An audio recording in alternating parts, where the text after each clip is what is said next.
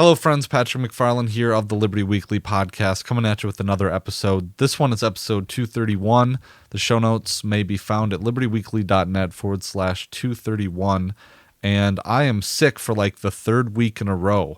And few weeks ago, my kids got sick, and then my wife got sick, and then I got sick.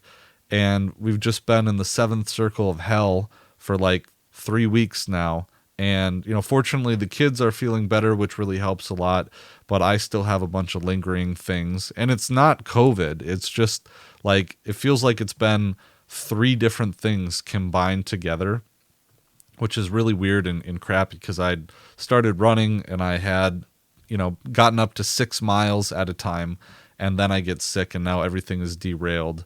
And you know how good you feel when you run and exercise like that. So, looking to get back to that, and in the meantime been trying to keep up with my workload at my firm and my practice, which is of course just difficult, and so I appreciate all you guys' patience with that, with the show and all that kind of stuff. So for this week's episode, I pulled out something from the archives that had been kind of sitting on the shelf for a while, and this is an appearance that I made where Typo from Biting the Bullet interviewed me. And this took place like 6 or 8 months ago, something like that. And I don't know if it's been released. I think he was planning on releasing it.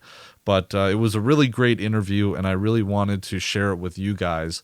First, we talk about kind of the whole Asia pivot in China, and we actually talk a bit about Typo's experience in his deployment doing intelligence for the Marine Corps. And I thought that was a really interesting, cool angle. And man, Typo's just a sweetheart. He's one of my favorite people in the movement, and I got to see him at Childeberg last year and this year. And toward the second half of the interview, we start to talk about one of my other specialty areas that I've covered on the podcast, which is killing in war and the experience of being a veteran, which of course I am not. And Typo is, although Typo didn't see combat. So we both kind of talk about his relation to other vets who have seen combat and studying killing in war and the experience of going to war from perspectives of someone who has not experienced that directly yourself. And I think it's a really interesting conversation, even though the whole interview goes for about 2 hours. And I've noticed that when I do podcasts longer than an hour and 15 minutes or an hour and a half, the numbers are down. But this is really good stuff towards the end of the interview, and so I hope you stick around to listen to that. So go follow Typo. I'll put his links in the show notes page, libertyweekly.net/231, and Biting the Bullet, and I hope you guys enjoy this interview. Thanks. All right, man. So I kind of just wanted to invite you on because it always seems like China is such a big holdup for a lot of people, and I think there's this huge propaganda machine that really pushes this big China threat. And sometimes when I get so dug down in our little circle, it's very obvious to us that China's not actually a threat; it's just complete propaganda. So when I talk to other libertarians stuff, that's an easy thing to understand between us, that it's kind of overblown or significantly overblown. But when talking to regular people, they honestly believe that China is like this big bag boogeyman. And if we're not on guard or ready to go, and China will try to take over the United States in one form or another. And I think there is some sort of evidence that China's trying, manipulates with our politics or manipulates with, especially maybe sports teams or stuff like that. I see a lot of conservatives pay attention to LeBron James, or he won't necessarily criticize the China regime, but will criticize Trump any day of the week. And I just kind of wanted to get someone on from the Libertarian Institute that kind of follows this stuff a little bit more than I do, and kind of just go over what if China is really this threat in this to the American people, not necessarily the American empire. Yeah, no, you're totally right. from the perspective of the American empire, China is a huge threat, right? So I guess like it makes sense from that. And, you know, I didn't really start paying attention to this kind of stuff until I'm looking at one of the first articles, like really serious pieces I wrote for the Institute was in June of 21. And it's called The Danger of Great Power Competition with Russia and China. And that was really kind of my 10,000 foot view, educating myself on the issue because I hadn't looked into it either too much. And before that point, like I dabbled in foreign policy, but I didn't really kind of dive in. And I think when you're setting the issue, that's a good place to start. And Connor Freeman has had a lot of good articles for the Institute as well, doing like a 10,000 foot view. And I tried to frame it in how the U.S. foreign policy establishment frames it, saying that we've entered this new era, which is renewed great power competition. And so like I always say how the foreign policy establishment has these grand narratives that they think that they are these like God beings on earth and that they're a special chosen people who are equipped and in these positions of power to really like deal with the world's problems. And they convince themselves of these narratives. Like one of them is the war on terror or renewed great power competition or like the Cold War or things like that. And so this really kind of starts with James Mattis's 2018 National Security Defense Strategy. And in it, he kind of wrote that, you know, we're moving away from this whole idea of the war on terror. We're going to do like this. The pivot to Asia really started with Obama. But in his national defense strategy, he talks about breaking the world into like the U.S. and the U.S., their orbit, and the foes of the U.S., which are, you know, Iran, North Korea, Russia, and China. And so he kind of talks about how the next decade or the next century is going to be defined by this renewed great power competition between Russia and China and the United States in their orbit. So I think that any conversation about China really needs to start framing the issue with how the U.S. foreign policy establishment is defining the next century, and just keeping that in mind, and keeping in mind that Biden has said on numerous occasions that power competition between the U.S. and China is going to define the 21st century. Yeah, and I kind of so a lot of people already know I was an intelligence analyst in the Marine Corps, and I was actually in during the Obama years. And I was stationed in Okinawa for 2 years, and one of the major focus that we had was much more on China, but also on North Korea. And I mean, we had an entire, now this is like lower level intelligence analysts that are doing this. This is like mainly focusing on like more of like engagement and tactics and types of weaponry that these forces have, and kind of just keeping an eye on them and, you know, see what they're doing and kind of guess what their courses of action are going to be. And but there was an intelligence battalion that was in Okinawa, Japan, and it was a bunch of little nerds like me, and an entire like platoon, a platoon-sized little intel section was dedicated to focusing on China, and an entire platoon was dedicated to focusing on North Korea. And then there was a few other platoons that kind of broke up into like other sporadic different countries in the area. Like they kind of would mash them together. But like a lot of the heavy focus was on China. And when I was in, that was what we were being told was the threat to us and North Korea. And so when I was like, it was kind of weird because we were still kind of in at the middle. I mean, we're still in the Middle East, but when you're in Japan, they don't really focus on that very much. So it was just very interesting, kind of like for me coming into these ideas, because I was always like I was kind of like on the side of the regime where I was like, yeah, like China is the threat. Like they're doing a lot more different things behind the scenes that I didn't think a lot of people at least were paying attention to. And because all the focus, at least on the news and everything, was mainly on like the Middle East and Afghanistan, Iraq, and what was going on over there, if they even talked about it.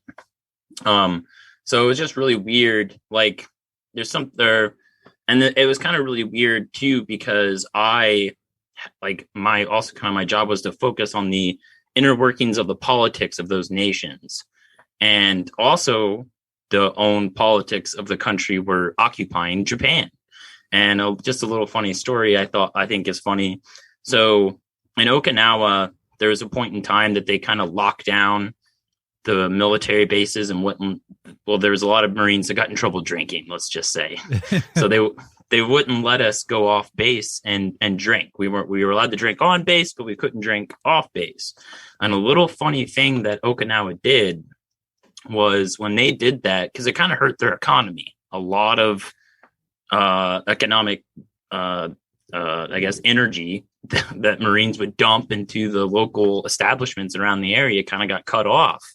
And that kind of upset the local Okinawa government. And Okinawa is like the subset little island off mainland Japan. And they're not, they don't really consider themselves Japanese. They consider themselves Okinawan. And they would just do things that I think was very obvious, trying to annoy the Americans. Like, for example, they made it to where you can travel to Okinawa for 2 days without having like a passport.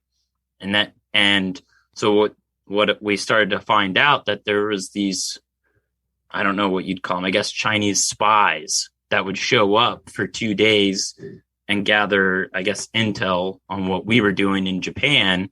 And then they would leave, but the Okinawans wouldn't record them coming in because anyone was allowed to travel to Okinawa for 2 days. And it was kind of a nuisance on the military bases there. And they kind of were picking up on that.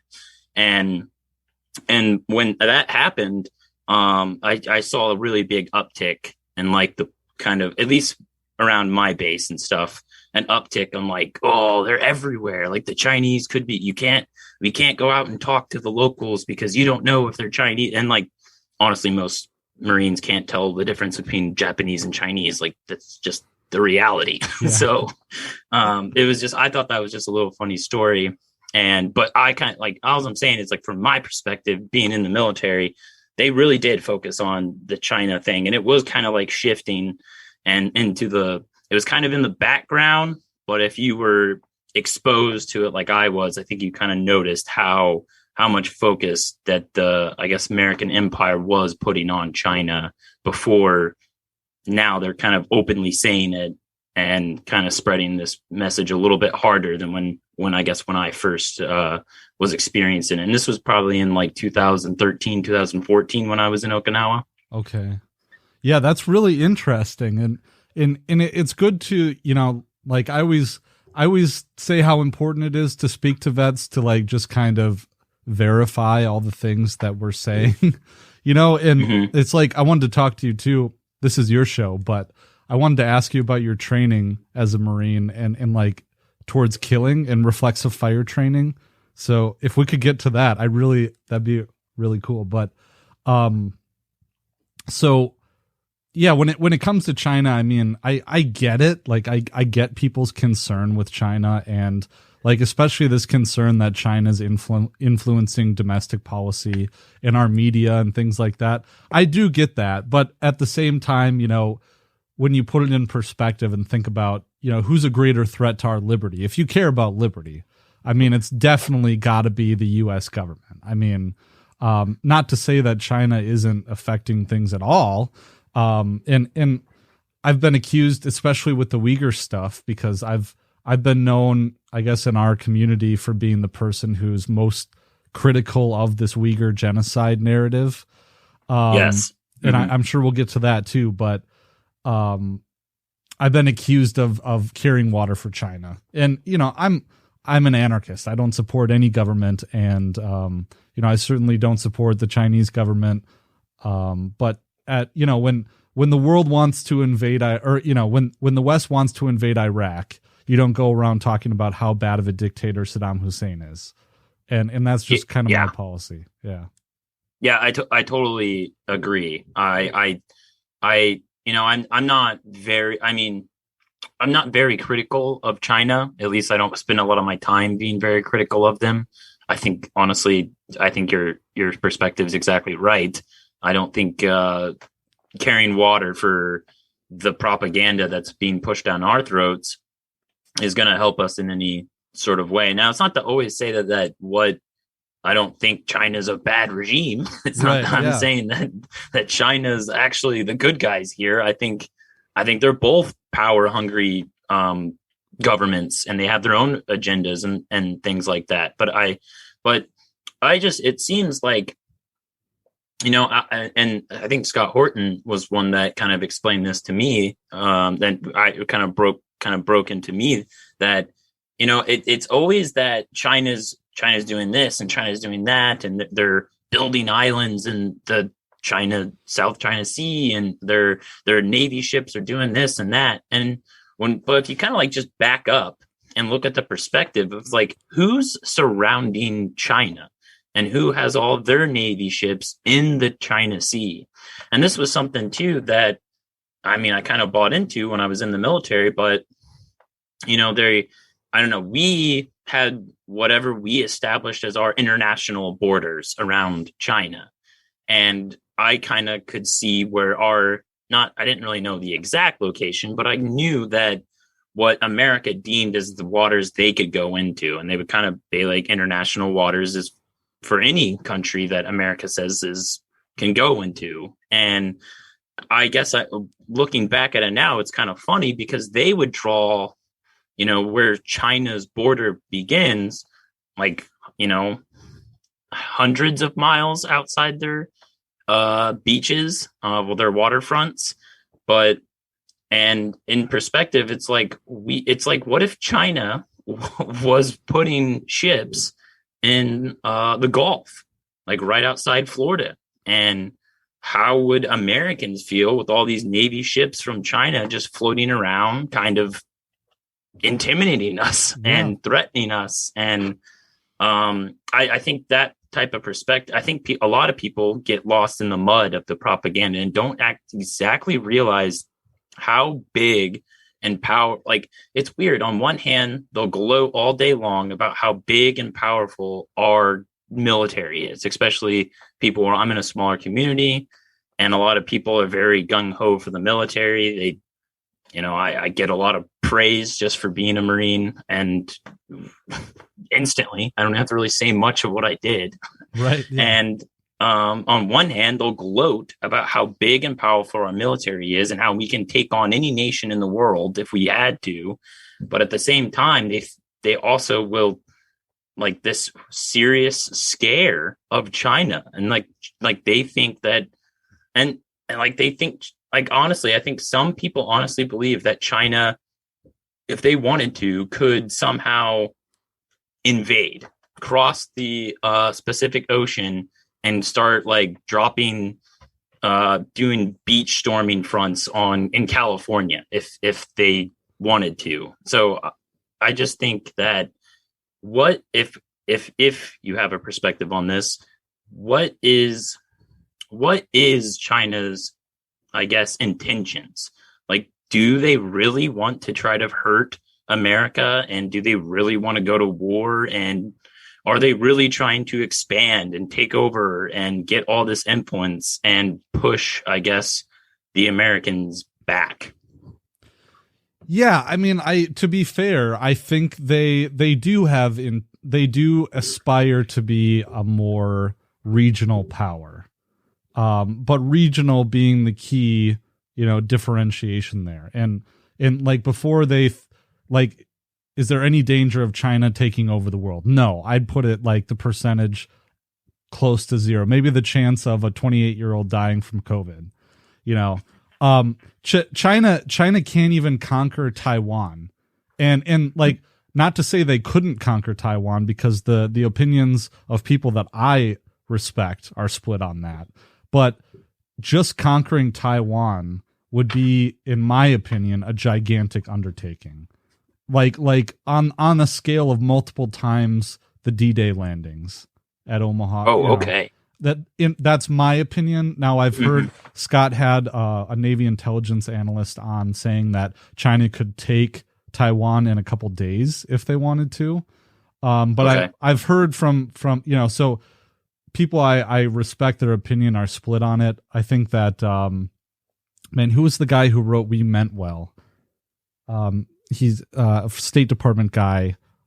He's on anti-war a lot. He had a great piece saying that like for China to take Taiwan would be a huge, massive undertaking, and I tend to believe that. And so, the thing about Taiwan is that Taiwan, like the entire side that faces China, is filled with rock. Like there's no beaches that would facilitate a landing spot, and all of them are bottlenecked with killing fields that are set up. And so there's the Taiwanese have been preparing for an invasion from China for a really long time. And so there's those military aspects, but I think the most important part is like one, this whole Chinese Belt and Road initiative is failing, or there's reason to believe it's failing. There's an article in Responsible Statecraft that's featured on antiwar.com today saying that the whole Belt and Road initiative, which is their land-based economic initiative going through Asia and linking up with Europe, that it's full of central planning mistakes and investing in the wrong areas and fraud. So there's reason to believe that that's kind of imploding. And then just the idea that, China's the red Ponzi, as David Stockman says, like they have made all these bad investments. They have entire ghost cities that are set up for millions of people to live in, and they're just empty. And the other thing is that China internally is not as unified as people would like to think, and that their demographics are separated by various ethnic groups that don't trust the Han Chinese, is my understanding. And you have all these other regional not hegemons, but these regional powers who are just as scared as we are of China, a rising China. And so there's all these factors that just kind of swim together that, it just kind of nullifies any fear that I have of a Chinese takeover. But I mean, to circle back to your question, I think certainly they have aspirations of regional power. I think they'd like to take Taiwan, and for them, it's a very personal thing. It's so they're hell bent on it. And I think that realistically, there will be some kind of political assimilation between China and Taiwan within the next couple decades. Yeah. And, the Taiwan thing is always kind of funny because it seems to be like it's always brought up as something as like, oh, we have to help Taiwan because the Chinese they're going to try to take them over and put them under their authoritarian regime. And I mean, when I talk to regular American people, like I don't even think they know where Taiwan is. Yeah. And it's like, and a lot of people don't really know the history between Taiwan and China. And a lot of people just don't really honestly care about Taiwan. And I kind of always put it in this perspective of why do my friends have to go fight and die for Taiwan? Like, why does that have anything to do with what we're doing in our own country? And why is it that we have to go around protecting all these countries for everywhere, not just in China? I mean, America is everywhere. And why do we have to go and protect these countries? Like, I think Taiwan can find maybe some other allies that are in the region that can protect them against China, or at least help them. And like, I just don't, and I don't see that. And I kind of put it in perspective. It's like, look at the state of our country now. Do you think a major war, not just an unconventional war where we can topple governments instantly and in like 45 days in Iraq, and then it becomes basically an unconventional war for the next however long that we've been in Iraq, or even Afghanistan, how long we were there? But this is an actual conventional army with, I mean, I wouldn't say they're as powerful as the Americans are, but they are a serious standing army that can put up a decent fight, and it's in their own land and own area. And I always try to explain to people is like right now Americans are at each other's throats. Like the political atmosphere is not fun. I mean, basically since the rise of the Trump era, things have gotten pretty heated with our politics, and it's been everyone kind of thought it was going to go away with Trump getting out of office, and in my opinion, I think it's only gotten worse. And I don't think that even if our country, like I guess the regime in power right now, wanted to go defend Taiwan, I don't think that a significant portion of the American people would be on board with that. And I always try to put in perspective of I don't think a war with China over Taiwan is a good reason to basically destroy this country and basically cause even more of a further divide. And I think when you kind of break it down like that, I think that kind of helps people. But it still seems to me that a lot of people, like, even if, I guess, say China does take Taiwan, I think still people, I mean, have this undying fear. And I think a lot of people also go and revert back to what they're doing to the Uyghurs. And I know you've wrote some stuff and done some podcasts about the Uyghurs before. And the perspective that kind of the narrative that I always see is that the Uyghurs are being straight up genocide by the Chinese regime. And you kind of have maybe slightly a different perspective on that. Can you get into that a little bit?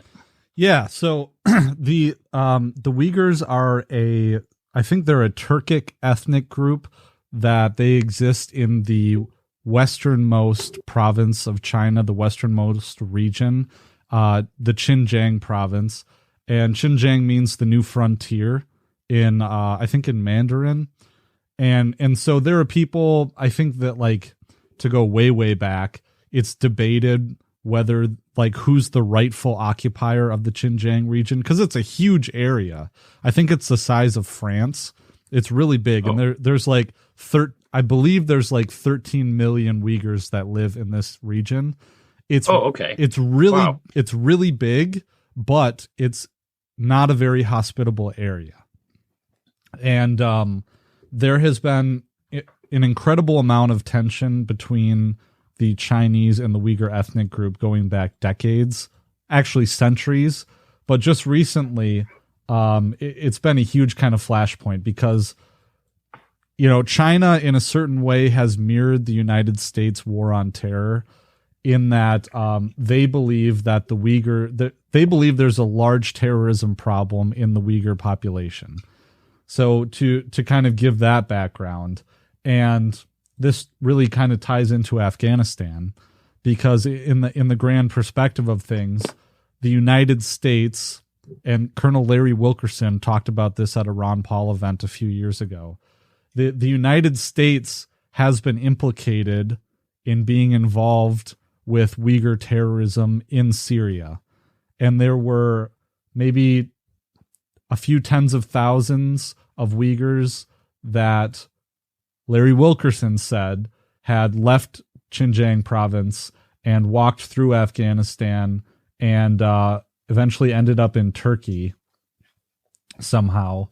I don't know if they took a land route or something like that, but that Erdogan was assisting, and Erdogan is a NATO ally, that through the United States or its proxies were assisting these Uyghur terrorists to fight on the side of the Free Syrian Army. And that they gained a bunch of experience there fighting, and that they are battle-hardened soldiers, and that around the end of the last decade, they were making their way back through Afghanistan and being aided by U.S. interests there, going back to Xinjiang province.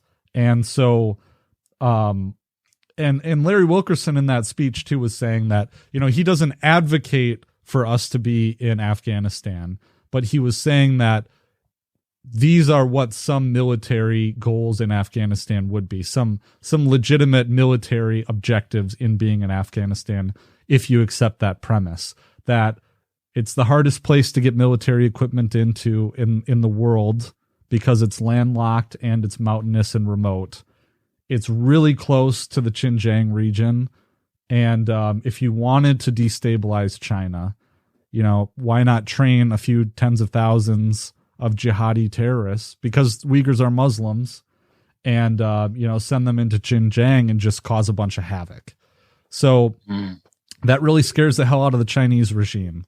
And so you got to look at it from that perspective too. But all of a sudden, in the middle of the 2000 teens, we get from everywhere, firing on all cylinders, this narrative that the Chinese state is cracking down on Uyghurs, that they're subjecting them to forced labor, that they're abducting people, putting them in internment camps, and that they're sterilizing women, and that the population growth of the Uyghur Muslims is slowing. And that was the main kind of argument, is that the growth rate is slowing down. And all of this was supported and put forward by this German sociologist named Adrian Zenz. And Adrian Zenz, a lot of hay has been made about his evangelical Christian background, his statements about gays like serving fire and brimstone. But he said that he's led by God to expose the Chinese Communist Party of what they're doing against the Uyghurs. So you get him. He pumps out a few research papers all the time. He's never been to Xinjiang. He does speak Chinese, but he's never been there. Not that you have to be there to comment on this, because I've never been there either. But he's never been there. His entire career has been about, talking about this Uyghur genocide situation, recently at least. And so Gareth Porter and Max Blumenthal from the Gray Zone put out a huge piece that really analyzed his bumper paper declaring that genocide was occurring, and I believe petitioning like the UN to make that declaration. And it just turns out that his numbers are completely bunk, in that they're explained by a shifting one-child policy, because at the same time, the Han Chinese were subjected to the one-child policy, but the Uyghurs never were. And until I think 2017 or 18, the Chinese government finally started to apply the one-child policy to the Uyghurs. And before this, Uyghur families were having like 12, 13 kids. And so you put that forward, and then at the same time, like, the Chinese Communist Party is providing free birth control and healthcare to these Uyghur families who are taking advantage of it. And a lot of the evidence he put forward to support these claims were ridiculous. Like, he claimed that like 90% of all IUD insertions in China occurred to Uyghurs. And I'm not getting the statement completely 100% right, but if you go to the Blumenthal and Max Blumenthal and Gareth Porter piece, they demonstrate how, if his statistics were true, like each Uyghur woman would have to get like 5 IUD inserted every day or something like that. Like, the numbers didn't make sense. So that's kind of a rough overview. And then there was this New Lines Institute report that was made like a year and a half ago, was this huge frenzy. And like Mike Pompeo was talking about it, and Antony Blinken, they were talking about it, and it's causing all these sanctions to be put in Xinjiang. And it turns out that like this New Lines Institute report came from the Fairfax University of America, which is basically like a sham private for-profit school that's like was up for delisting by, I think, the like who is it that certifies universities? Like the university boards, like the US, the American university boards. So it's like it's a sham institution. They're up for losing their accreditation, and it's just stinky. Like, it glows. You know what I mean? Mm-hmm. So is the Uyghurs, or some set of the Uyghurs, conducting, I guess, what we would describe here as terrorist activity? Are they actually, trying to commit unconventional warfare against the China regime? I think definitely. Okay. I do. And of course, us being libertarians, like when the United States cracks down on Muslims here, and when the FBI is involved, I'm definitely against that activity, although I don't condone terrorism, so it's like yes, such a nuanced kind of thing. But yes, and I think a lot of people don't know this, but China, I think, slightly borders Afghanistan. Right. Yeah. I mean, I don't think it's very much, but it's like, it's weird. And in that region, I always try to remind people that a lot of what is decided as like the borders in those countries, a lot of those people there don't actually see those borders for what they are, or what we decided that we like. How in America, I think we're used to like, these border agents, and they're at everywhere on the border, and we have a Coast Guard, and it's kind of, I mean, a little bit more difficult to get in our country than maybe it would be in others. And like, say in the Middle East, those borders that we drew on a map and decided that this is Afghanistan, this is Syria, this is Iraq or whatever, a lot of the people there don't actually recognize those borders and don't really see much of a difference between what is considered to be Afghanistan and what is considered to be Syria or Iraq. And they kind of, there's flow in and out of these countries like a lot easier than I think people expect. And I think that I'm guessing that what I'm saying is China is having, I guess, difficulty with the Uyghurs, and there is major disagreements between, probably cultural differences between the Han Chinese and the Uyghurs. And there might be some serious, I guess, atrocities that the China regime is doing on the Uyghurs, and probably the other way around as well. But from everything that I've read from like anti-war, I know Gareth Porter really well. I read a lot of his stuff. It really seems that a lot of this stuff is being really overblown, and it in a lot of ways, and I hate saying this because I always lose people, but in a lot of ways, I feel like there's some things that the American government does to our people that is much worse than what the Chinese government does to their own people. Not this is not everything, but there's just certain aspects where people think that, like, it's almost like this hidden boogeyman that a lot of people just always kind of like, and the propaganda comes in and they just let their imagination run wild, where they believe that these communist type countries, and I understand the fear, and maybe that's a little bit of a good fear to think that communism is like this worst thing ever, because it pretty much is.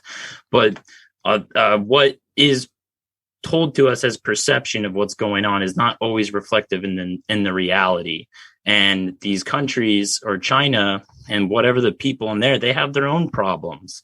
And I don't know if, like, I don't think that there's really much that the American people can have influence to fix the problems in these countries or push back the China regime.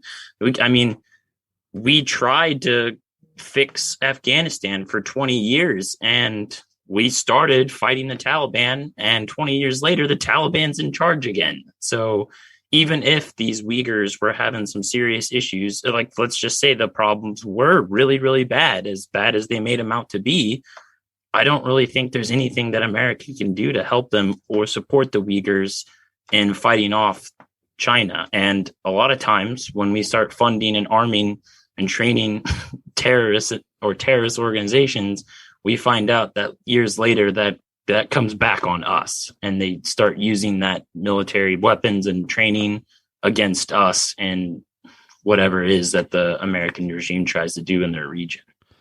Well, this is our way of helping the Uyghurs, right? Is by putting sanctions on any products that are made with Uyghur labor. And I don't know how that's supposed to help them be prosperous in those regions. There's actually firms in Xinjiang who have sued Adrian Zenz for basically, for causing the West to put sanctions on the region. And I think you're totally right. It's a weird relationship that the West has with China, especially the United States. And if you want to get a little conspiratorial, I'm a big fan and supporter of James Corbett of the Corbett Report. And I did an episode with him. I think it's libertyweekly.net/170 called Backdoor to China. And what we talked about there is basically, there's this weird phenomenon where the establishment in the West is always saying, oh, China's so bad. Look at what they do to their people. They have social credit scores and it's, they're evil, the red menace. But wouldn't it be nice if we could do that here? Like, have you heard that before? Yes. And, or like, China's so evil and like it's the China virus or whatever, but their response to COVID was so great. And wouldn't it be nice if we could just lock people in their houses like that and that kind of stuff? So if you look at it, they're behind China's precipitous rise from, this podunk Chinese or communist infested country, the great leap forward where millions starved to death. All of a sudden the West opens, and I think it started with Nixon, but there was this grand opening and all of a sudden China just explodes in prosperity, in investment. There's that picture of Shanghai, I think it was.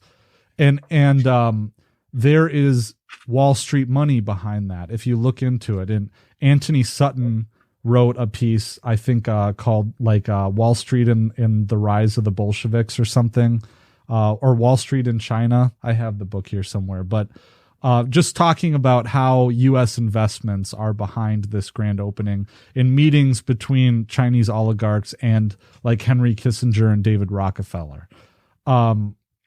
So there's that angle there as well. And so it's kind of weird how it just seems like there's, in my opinion, there is the national, like this narrative, there's the national level where you have these nation states pitted against each other, but there's a transnational level of, corporations and politicians playing both sides.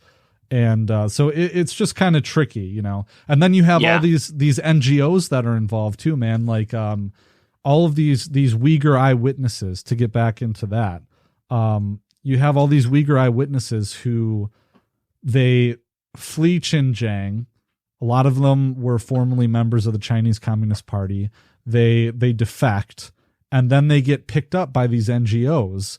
And all of a sudden, the further away from Xinjiang that they get, the more outlandish their stories are. Like major details in their stories change. And usually this happens after they get connected with these like activist groups like the World Uyghur Congress. And so you have a few of those, and you have a few, they get to Sweden, they get hooked up with these, the World Uyghur Congress. Mike Pompeo has them as like, Mike Pompeo gives them an award, and Melania Trump is there. And so like organizations like USAID and Radio Free Asia are behind a lot of these eyewitness accounts, I'm using air quotes, of what these facilities are, saying that, one moment when they first leave, they say that they never witnessed any violence. And then when they are further away and hooked up with these organizations, they're saying that they witnessed violent rapes and like executions and forced sterilizations, and that they were forced to eat pork and all these kind of crazy stories. And there's this and again, like, I want to temper this because I'm not saying that everything is completely hunky-dory over there. Like there are facilities there that people are sentenced to. And it seems like some of their sentences, there's a lot of stories of like people losing touch with their relatives who are still living there. Now that could be explained by any number of things, it could be explained by censorship against the outside world that every Chinese citizen is, whether you're Han or you're Uyghur or anything like that. So yeah. And it's just like everyone has a piece to play. Like there were some Kazakhs that were involved in procuring testimony from ethnic Uyghurs, and they were kind of linked up with Radio Free Asia. And so there's so many aspects to it. It's such a deep kind of thing. Yeah, it's always much more complicated than the easy thing they go like. They'll always say like, "Oh, the Chinese people are very mean to their people," and and then there's like, 75 different levels to this, where it's like, yes, there are definitely some atrocities that China is doing over there. And then but then it's always like, it's so hard to like, like everyone says like, oh, you can't trust what China says because they're probably lying, which is probably a fair assessment. True, yeah. Yeah. And it's always like, I think a lot of people, because people are so disconnected with that side of the world. And unless you actually like know someone that lives there and kind of lives in Chinese society and what goes on.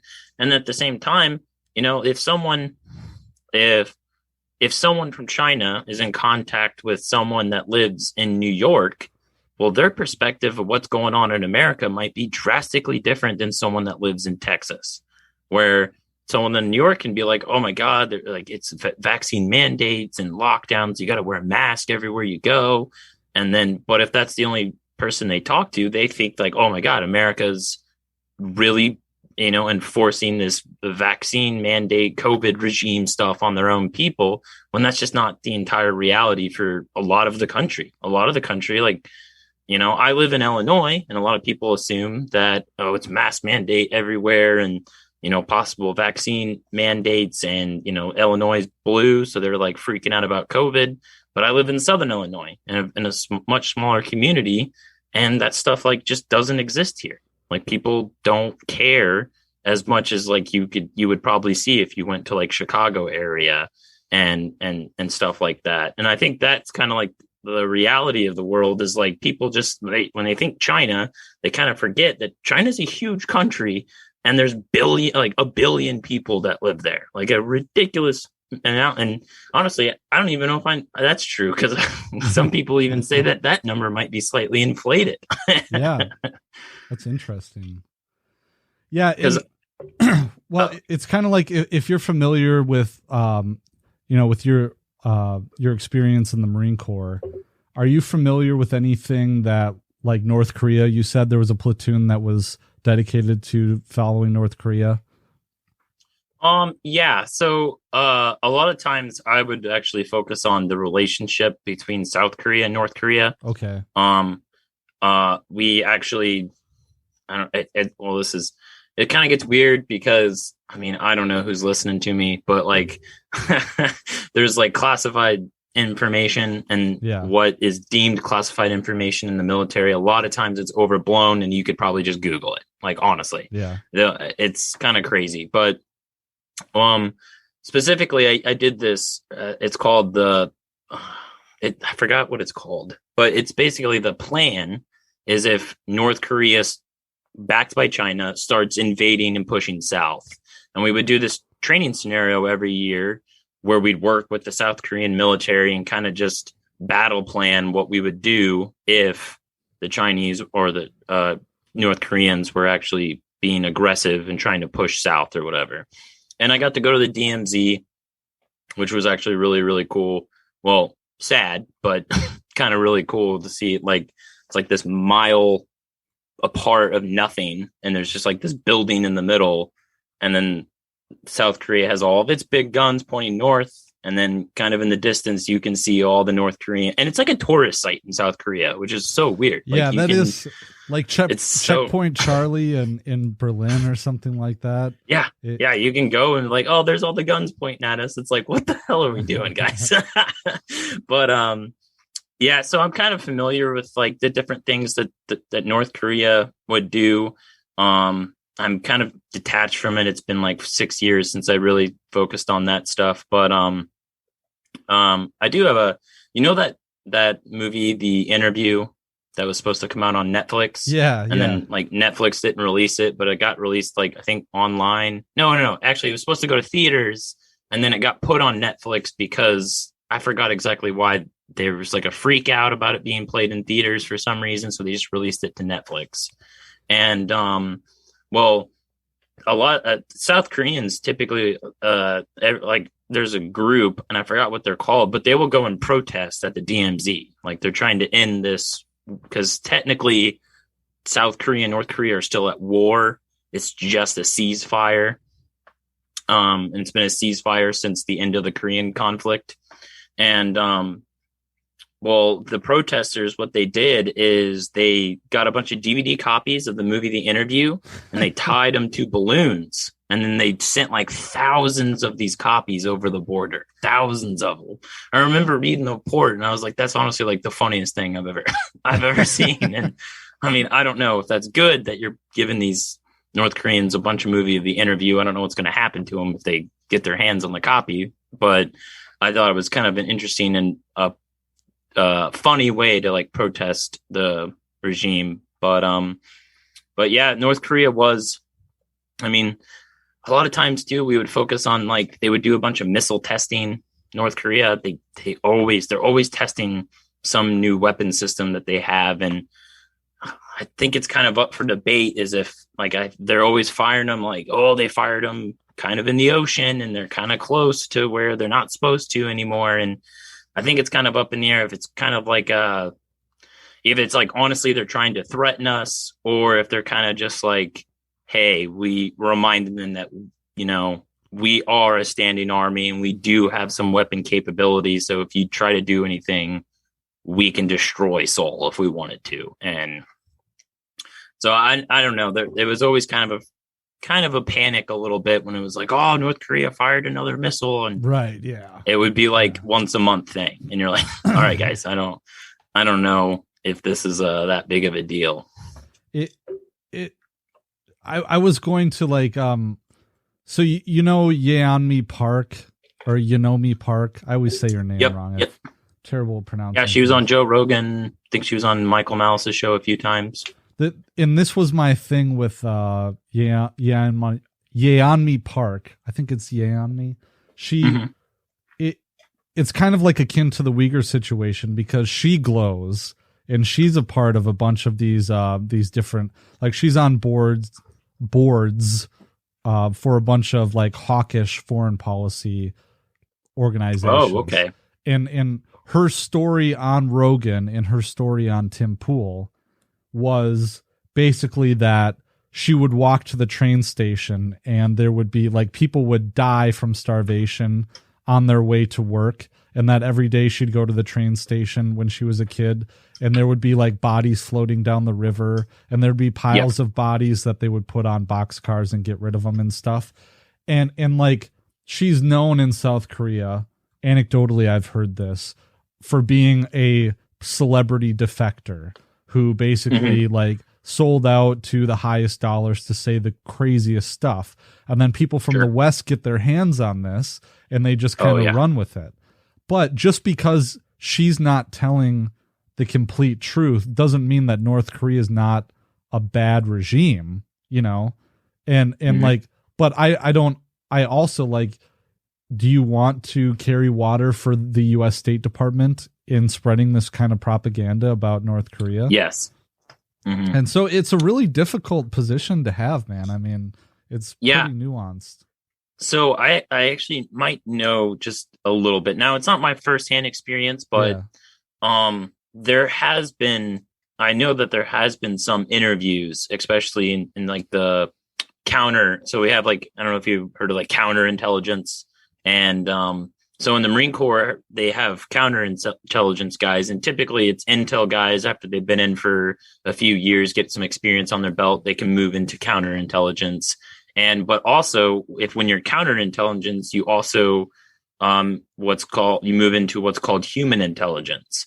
And human intelligence is gathering intel with human interaction. So basically, it's the Marine Corps' fancy way of saying you interview and interact with the locals and gather information from them.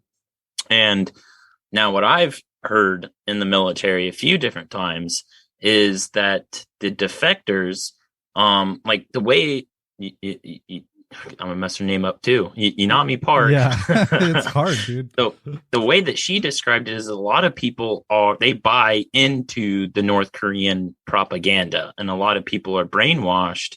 And what I heard in the military is that a lot of the defectors were saying that a lot of people there don't buy into it. That a lot of people know that it's bullshit, and a lot of people buy into it publicly because they know that there can be some ramifications because it's a communist regime that you kind of have to put on this face. but behind closed doors, a lot of people know that, Kim Jong-un is not this master of all trades that can save the country and lead them out of depression and lead their society into prosperity. Like, a lot of them actually know that this is bullshit. They know that they're being oppressed, and they're just trying to do what they can to get by. And I've heard that a few different times from different intel guys that said that they've talked to North Korean defectors, that a lot of them,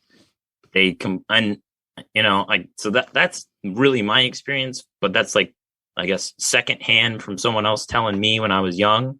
And I've never actually talked to a North Korean defector myself, but yeah, and I just always heard that the defectors and the people that they know in North Korea don't believe any of the stuff that's coming. Now, that might be a little bit different because I think a lot of I don't know how many defectors actually come from the capital. And I'm sure the people in the capital buy into the narrative a lot more than the people that don't live in the capital, because the people outside the capital are like the poorest of the poor in the country, from my understanding. And their classism is like, kind of, if the closer you live to the capital, the higher your class is and the more status. And it would make more sense that the elites, just like in our society, buy into the propaganda coming from your regime than the people on the lower end of the totem pole. Yeah, and I always wonder, like, what's the? I mean, you think about the motivation of these defectors. From their perspective, they're leaving North Korea. They view everyone as being oppressed under this regime. Of course, they have incentive to convince outside forces to intervene.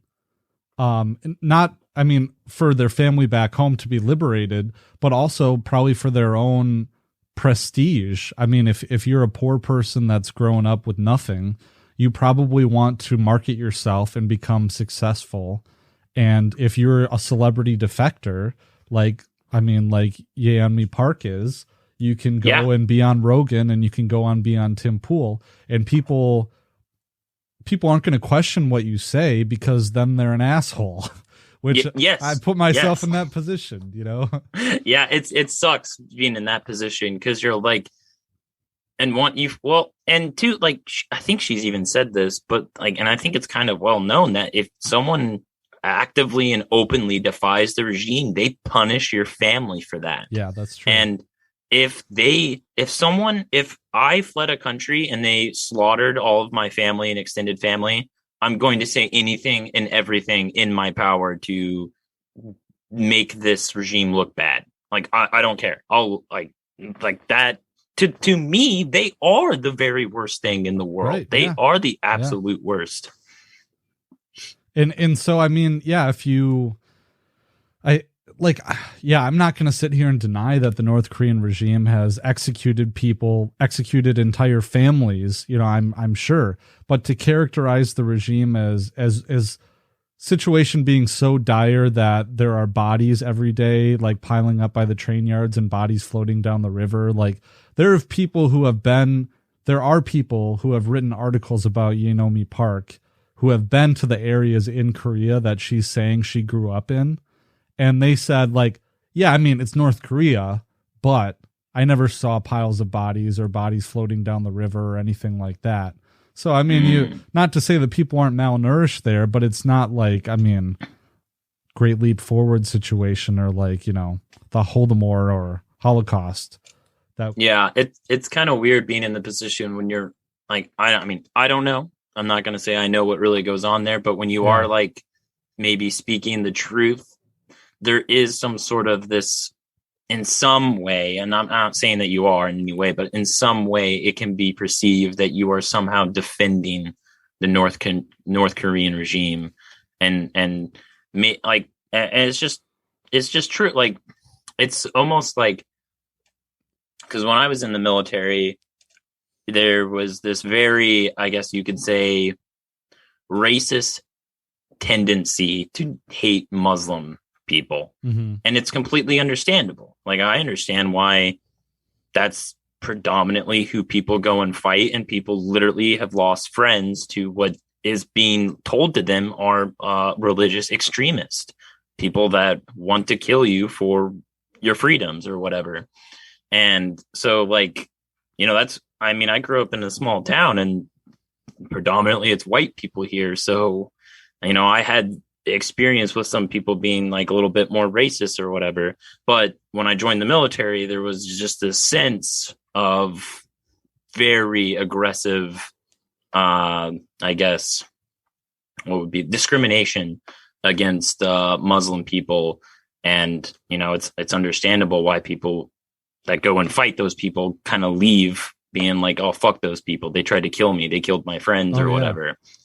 And I just think that, especially at like, the lower level and what you see and what you experience, like that is what defies what you believe and stuff. And when people get these like lies and over exaggerated, and it's like hard for me to be like, yes, these people they were very bad and they tried to kill you, but do you understand why they're fighting you and why they don't want you there? And it's like, I always like, I think this is one of my favorite things about Ron Paul was his speech. I think it's called Imagine for a Moment or something like that. Was it the what if speech or was it a different one? No, it was a different one. Yeah. It was the one he gave this speech right after Obama decided to do the surge in Afghanistan in 2009. And he basically just kind of like, in short version of his speech was just imagine if the Chinese put a base in the middle of Texas and started sending troops, thousands of armed troops patrolling the streets, ransacking neighborhoods. Imagine this Chinese government started deeming the people that were fighting back, trying to protect their sovereignty in Texas. They started calling them terrorists, domestic or terrorist organizations, insurgents. They started torturing them. And imagine if I think the one thing that was my favorite line was imagine if the occupiers' attitude was if they just killed enough Americans, the resistance would stop. But instead, for every one American killed, 10 more will take up arms against them.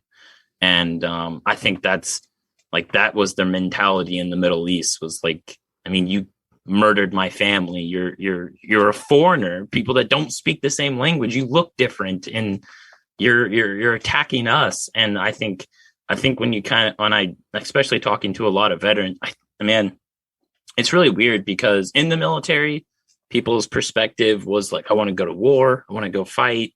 I'll fight anyone.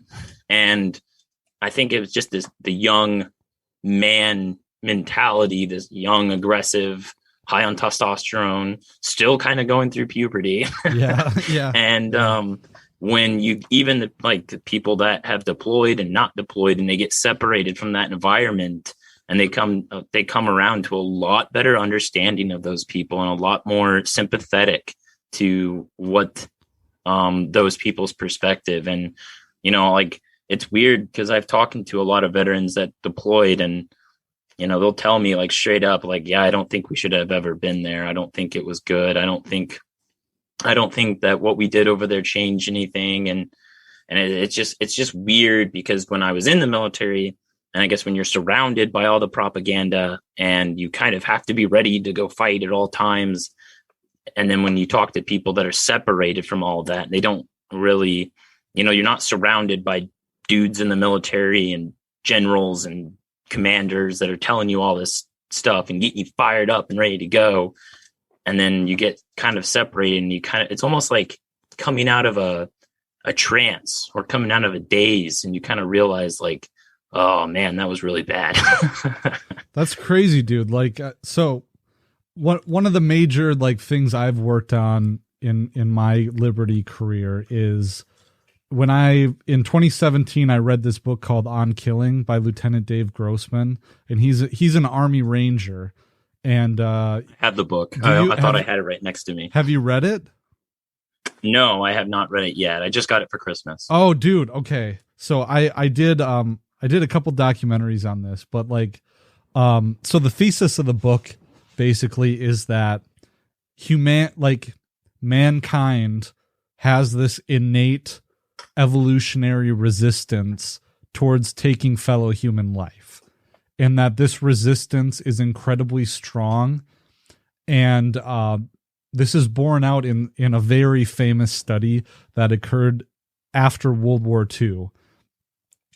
General S.L.A. Marshall did this Men Against Fire study, it's called. He published it. I have a book of it, but he found that in any given engagement during World War II, and him and his team surveyed hundreds of different units, and they found that in any given engagement with the enemy, only only 20% of soldiers would take any part with their weapon.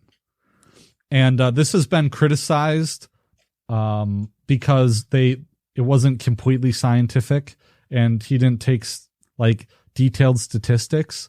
But so then I've kind of taken this and I've covered it, but I've also covered how the military, like whether that was true or not, it freaked out the military. And so they've changed their training ever since then to something called reflexive fire training, where you're firing on reflex. It's like conditioning, like Pavlovian conditioning. And I want to know if your training was based on that. Well, I think I'd have to maybe read the book, to know exactly, because I'm not really sure what that exactly means.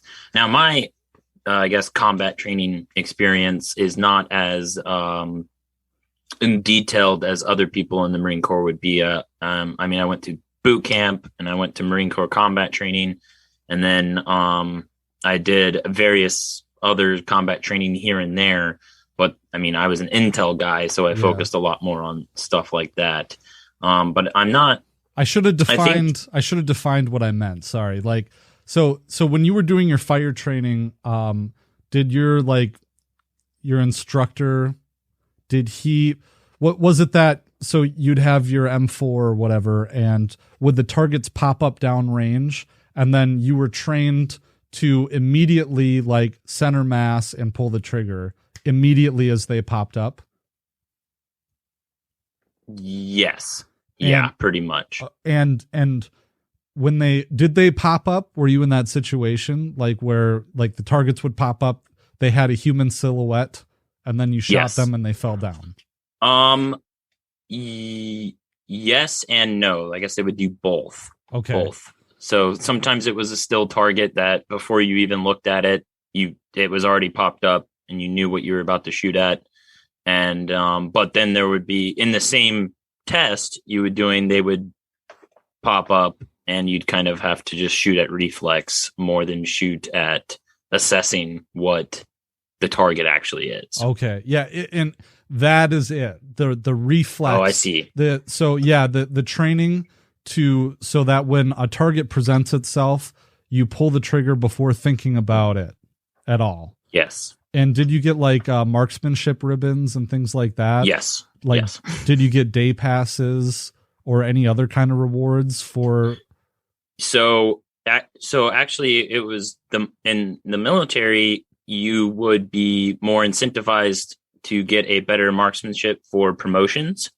You would also be and also kind of the culture itself in the Marine Corps, where if you didn't have the expert rifle marksmanship, your friends or groups around you would clown on you. Gotcha. And this was completely normal. I mean, kind of like in the Marine Corps, little tidbit, we had what's called like the Marksmanship Badge was the lowest one. It means that you basically suck at shooting and you probably barely passed is what a lot of people kind of took that as in the Marine Corps. Yeah. And it's shaped in a box, and they called it the pizza box. And if you had a pizza box, you would get clowned on. Like, people will make fun of you. So I think that also incentivized people to like want to shoot better, because they didn't want to get made fun of by their peers and higher ups. And so when you went through combat training too, did your drill instructor make you chant things like, kill, kill, kill, and then you stab with the bayonet? Die, motherfucker, die. Okay. And did you do other things like there was a chant like Ooh, We would say kill. Yeah. We would say kill. Like, I mean, that was something that we were doing before even, I guess we were getting into combat training. I mean, when we would do like say hand-to-hand combat training, they would always say is, so it would be whatever exercise we're about to do, and it could just be as simple as throwing a punch, and they would say execute, and then you would throw the punch and yell kill. Yeah. And a lot of times, for bayonet training was like that. Sometimes they would do it just for like, when I say go get water, you say kill, and you're like they'll go get water, and you're like kill and run to go get water. Like, yeah. Stuff like that as well. That's so interesting to me, and like to have that be verified by what your experience was too. I mean, so it's things like that. It's just, and like, did you sing chants about, I know some of this is off the record, it's unofficial, but like, did you ever sing chants about like napalm sticking to kids, or like Yes. Yeah. So I mean, that shit happens in train. And like, I got a buddy, I don't know if you know Scott Spalding, he's MD vet on Twitter. Yeah, I've had him on my show. Yeah. Yeah. So Scott's I've actually met Scott once, but I'm doing, so he went on 4 tours, 2 in Iraq and 2 in Afghanistan. And so he was on your show too, talking about his tours.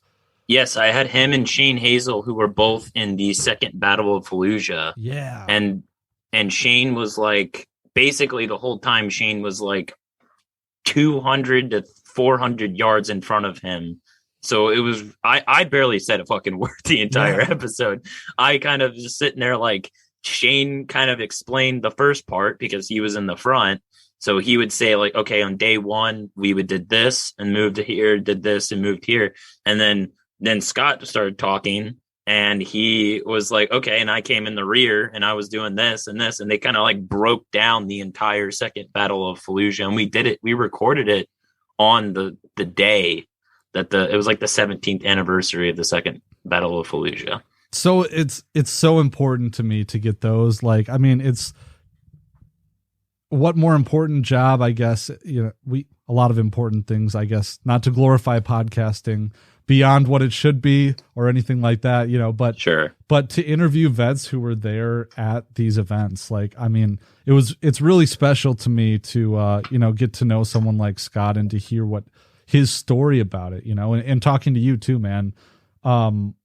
But yeah, read that book and tell me what you think, because Scott and I have talked about this, and there was something that came up on Twitter, because I had this tweet about someone asking who the most annoying movie character ever was, and then someone put like Upham from Saving Private Ryan, and this thing, I don't know if you saw that thread. I didn't see the thread, but he is hated. Like, his person is fucking hated in the military. Yeah. And I guess my whole point about it is that Upham is what most people are. And, yes. And like the military, with that study, the SLA Marshall study, they found that 80% of men in the military are Upham, that they would not fire their weapons in combat, even if it meant saving their own life or the life of their friends. So I actually agree with you. And I think a lot of times when I was in the Marine Corps, so actually I'll even say that at the grand scheme of things, for that reflex to do something is kind of ingrained in you in boot camp, but for everything. Yeah, okay. When they tell you to do something, your first reflex is to move. So if they tell you to, like, and it's fast, like boot camp, kind of like you don't get time to, if they say jump, your next question, if you ask the question, should be how high. And a lot of times you're not even supposed to ask this question. You just start jumping is what they want you to do. And so what was I going to say? Oh, so a lot of the emphasis on the combat training wasn't necessarily on killing the enemy. Now, it was a lot. I'm not going to say that's not a big part of it, But a lot of the reason why you would do that was to protect the person from the left or right of you. And they would use that line over and over, where if you don't do your job and kill the enemy, you just got your buddy killed. And that is what they focus on, like why you do what you do. Because if it's in your head and you think, and this is at all levels, like they'll make you think that some admin dude that's supposed to file the paperwork correctly, if you don't do this correctly, you just got your buddy killed. And that's the mentality the Marine Corps takes. From my experience, is like everything you do in, I guess, a deployment, if you make a mistake, you just killed your buddy. And that's what they I think honestly that is how they get a lot of people to do the things they do, because you don't want to lose your best friend or and a lot of times you're in your Marine Corps unit that you're in, they become much more than just your best friend, because it'll be a lot of people that you don't even like. And but a lot of people that you don't like, but you spend your time with and would do anything for, you call them your family. You don't always get along with your family, and you might not always agree with them, and sometimes you really just want to hit them in the face. But at the end of the day, if even this dumb dude that always screws over your platoon and you get so annoyed by him, you will still do what you have to do to protect that man, because at the end of the day, they would emphasize this a lot too, that is your brother. Yeah. And that goes along with it just seems like they really have hacked the human mind, because in that I've also studied moral injury, and moral injury is kind of like the military has differentiated PTSD from moral injury, because moral injury is what used to be called shell shock. It's gone by a lot of different names. But PTSD itself is different from moral injury, because when you have PTSD, there's actually a physiological response. Is that when you are confronted with a stressor, you go into fight or flight. And that is a physiological response. But moral injury is a lot more squishy, because moral injury is like, when you have to shoot a child because the child picked up an RPG. I guess you can get flashbacks, or flashbacks is more PTSD, but it's just that everyone has this picture of themselves going through life that generally everyone thinks that they're a good person, that we all have this narrative about who we are.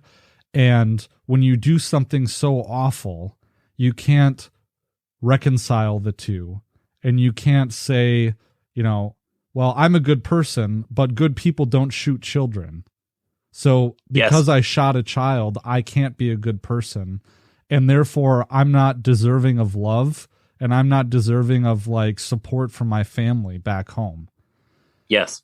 And if I failed to protect my buddy and my buddy died because of me, then I can't be a good person. So. Yes.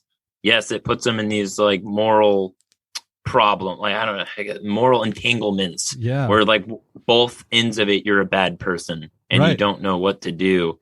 And I've met a few guys that probably just two, honestly, that kind of openly were talking about it. And I always try to tell people, a lot of times when veterans, especially when they want to talk about something extremely messed up and very, very something that is unimaginable to a lot of people, a lot of times they use humor to do that.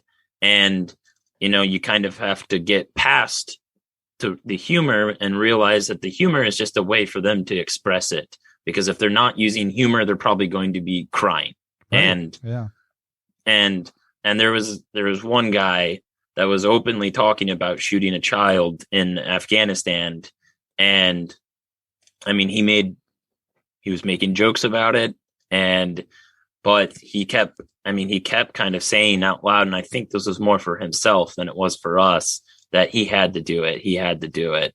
And if he didn't do it, that kid was going to shoot his friend, and he didn't have a choice. And I think he had a lot of, I guess, what'd you say? Moral injury. Yeah. Moral injury from it. And I think it was very obvious to all of us there, or at least most of us there, but it was very awkward because on one hand, like, maybe because veterans do have some sick sense of humor, it was like kind of funny, but it quickly turned into like, haha, what the fuck is going on right now? Yeah. And I think that because then he started talking about like he couldn't even like look at his own son for the longest time. When his son, this was like well after he left Afghanistan, and it was when his son became the same age as the boy, or around the same age as the boy that he shot. And he said that he would have nightmares about shooting his own son. Oh yeah. And I think moral injury, that's interesting, because like obviously I don't think the VA is a very good veterinary assistance for any vet out there. I think a lot of times they make it worse or completely neglect you. And I think there is a significant amount of people in the military that get diagnosed with PTSD that, for one, don't even have it at all. And because I don't think necessarily that they were in sort of high stress situation that could cause that. And then I think you're right when you say that there's some people that they kind of lump this what'd you say again? Moral injury. Sorry. Yeah, no. Moral injury with PTSD. And I think I've ran into more vets with moral injury than they do actually have PTSD, because a lot of people, there is definitely people out there that have a physical reaction to what they experience, where they kind of go in that fight or flight mode. But then a lot of people are just severely depressed and angry, and I think a lot of times confused, because they don't know how to wrap their mind around what they did over there, or whatever given situation they were in. And I don't think they have PTSD necessarily. I think they're just severely upset that they have to try to basically pretend that they did it for the right reasons, when maybe that wasn't for the right reasons at all. Yeah. And I think that's, I can't pretend to comprehend. Neither can I, because I didn't experience that myself. Yeah. And it's weird too, because sometimes I don't know. I've my experience, like I'm a non-combatant Marine. I was never deployed. I didn't go to Middle East. I was never in a combat situation. And there's a certain amount of the population that kind of just assumes that on me. Right. Yeah. Like they just assume that I'm some bloodthirsty warrior. Like it's very kind of strange. Like I guess, just consider myself a dude. I guess from my perspective, it's like, I have absolutely no idea, but I assume that like, if it's possible to have a closer knowledge, you would have it, having gone through the training. Sure. Yeah. But, yeah, man. In like, I can't comprehend that situation or having to deal with that stuff. And I guess I would think that I have read a few books about it, but I would think that forgiveness is a big part of it. And I would think that knowing that despite doing that, like if there's any vets listening to this that relate to this, knowing that it's possible to open up to your family, and even if you might not forgive yourself, they will still love you regardless of the bad things that you've done. And I think that a lot of, if you read, I could give a few book suggestions, but if you read through the treatment of the people who are working with vets every day, a lot of vets come forward and they say, like, how could I tell my wife that I shot a young boy or a young child, and how could she still love me after I did that? And it's possible. I hope that it's possible for you and to make that realization. But yeah, and for people like me who have no comprehension of what that's like, just to listen without judgment, and you don't really know what to say about it, I just say that's fucked up, man. You know, that it's fucked up. And I always my suggestion is try to surround yourself with other veterans. Misery loves company, and that was true in the military, and it's very true outside the military as well. It's not I think a lot of times it's kind of weird, and this thing happens where when you're separated from the military, you kind of realize that the culture and the things that were more accepted in the military are not accepted outside of the military mindset and inside there. Like, a lot of people inside the military, like, cussing is a complete norm. It's actually kind of weird if you don't cuss in the military. It's just how it is in the military. And that's just something kind of small that's different than being outside the military. And you can kind of tell when, like, a group of veterans or Marines kind of like gather around each other, because their attitude and how they present themselves and how they talk starts to change. And then they kind of go back into that old mindset of what it was like when they were in. And it's always kind of funny, because I would see, like, so for example, my golf course here, it's a bunch of like older dudes, and they're kind of more churchgoers, and they're more respectful and courteous and more gentleman-like. And then we had a Marine Corps like birthday, which was in November 10th. And I went just to go hang out and meet the other older vets. And it was the same guys that I see almost every day, because I used to work there.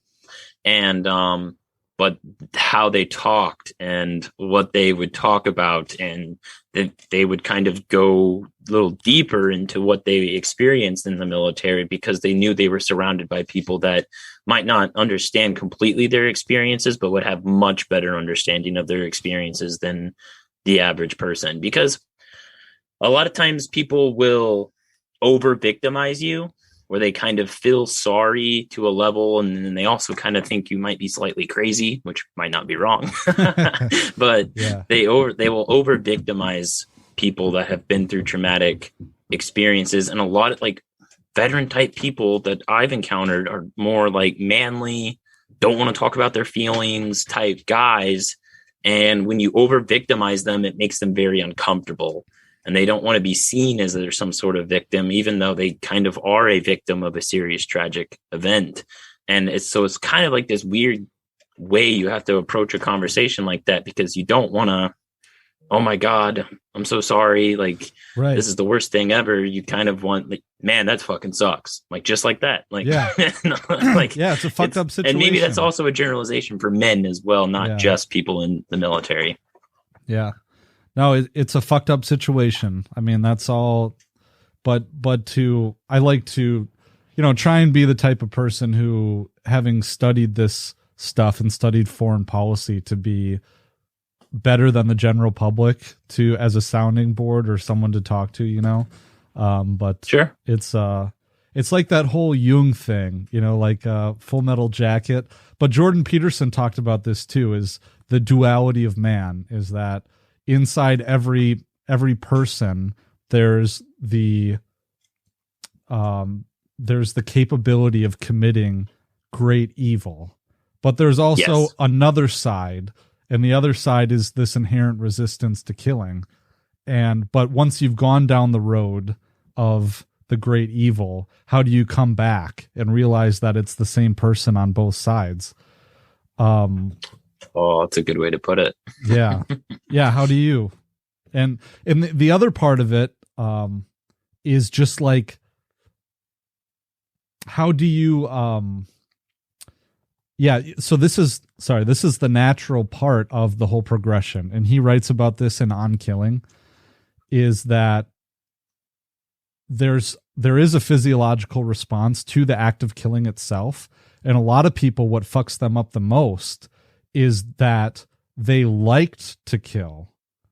And in the moment after you kill someone, there's a huge like endorphin release, and there's acceptance from your peers because you've done the one thing that a Marine is supposed to do. Yes. This is actually, we've talked about this a lot. There is a huge culture and much with the utmost respect. And I mean, people say it like, well, Chris, wait, what's his name? Was it Rittenhouse, you mean? Or not Rittenhouse. Oh, no. Well, I guess that's a good example, but I mean that there was the sniper, Chris. Yeah. Is it Chris Kyle? Yeah. Yes, that's it. Okay.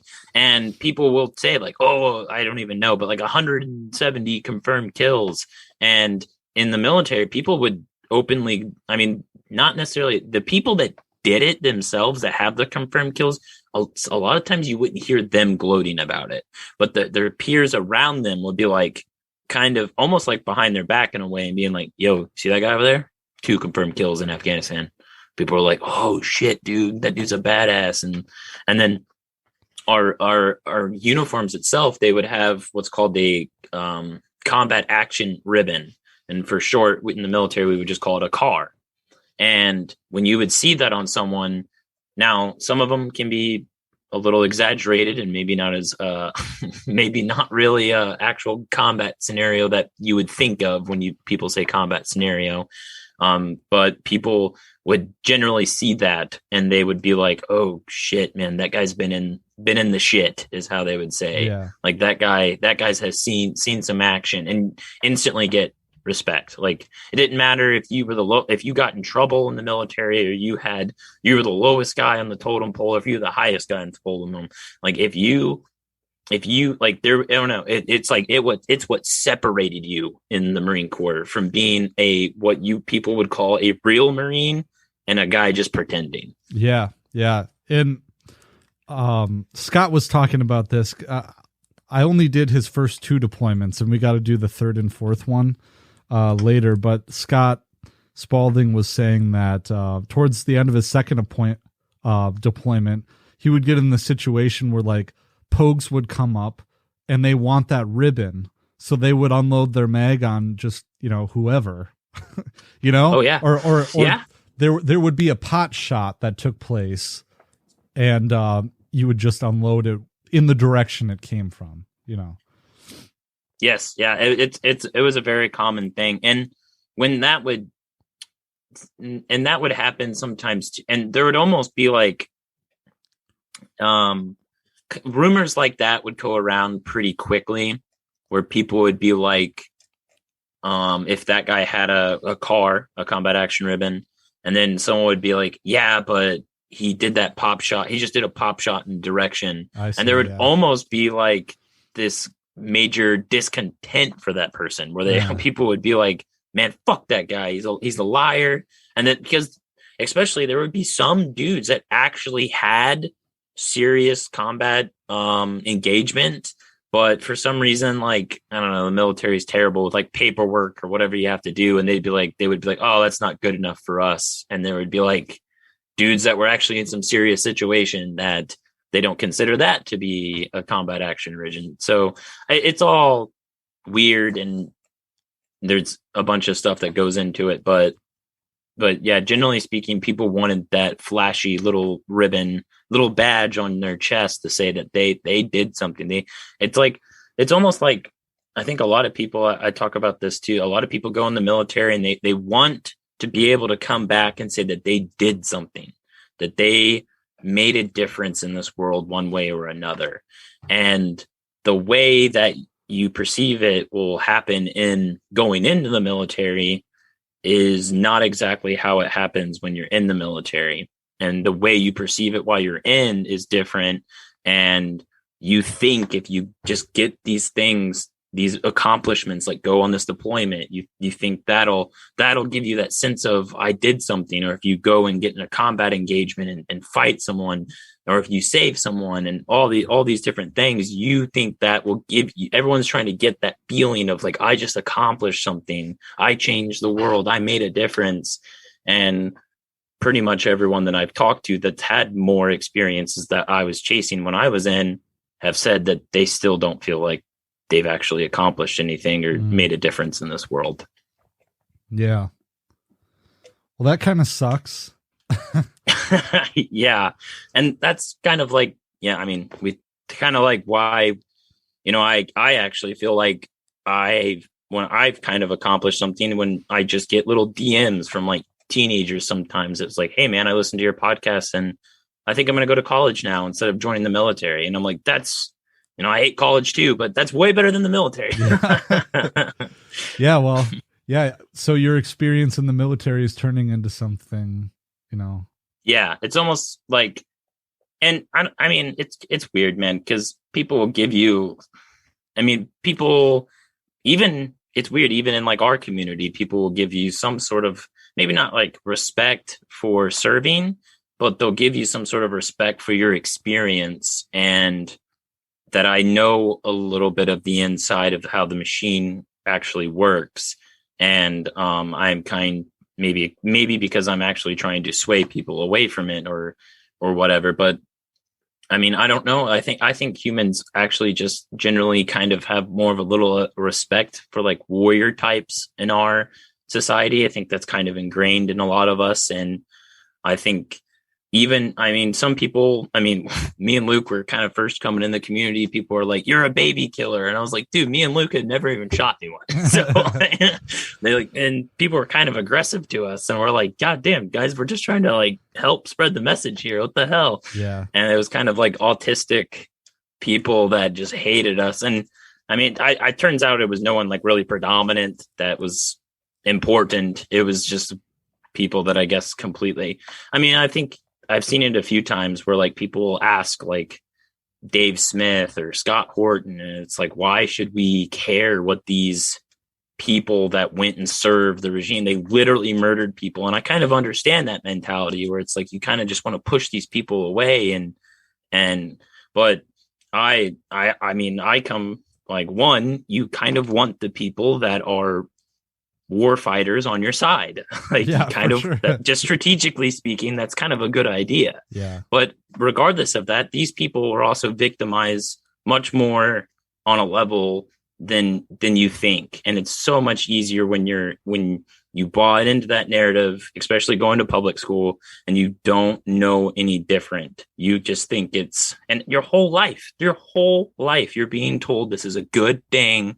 And you watch, like, I come from a military family. I watched how people treat my dad. I watched how people treat my grandpa, and they just treat them differently. They treat them more what I would perceive at the time would being a man. And that I thought that was just so cool how like these guys would just get respect just for doing something that no one really understood or why you do it. And I guess I kind of chased that as well. And I think people just don't realize the levels of how much propaganda goes into this and why people are just so willing to join the military or be cops even. And I think I think people lose sight and kind of, I don't know. I think there's I understand people's mentality for hating state agents or actors.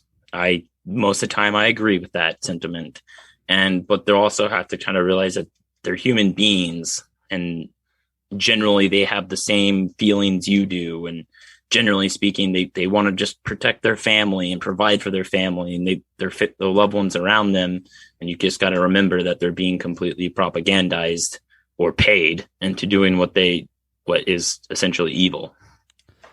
It's a really tough. I'm still teasing this out in my own mind because I wanted to write a book for the Institute on this topic, but it's just like have absolutely no time. I bought like 20, I kid you not, 20 books to read to research this, and like the whole concept of the morality of killing in war.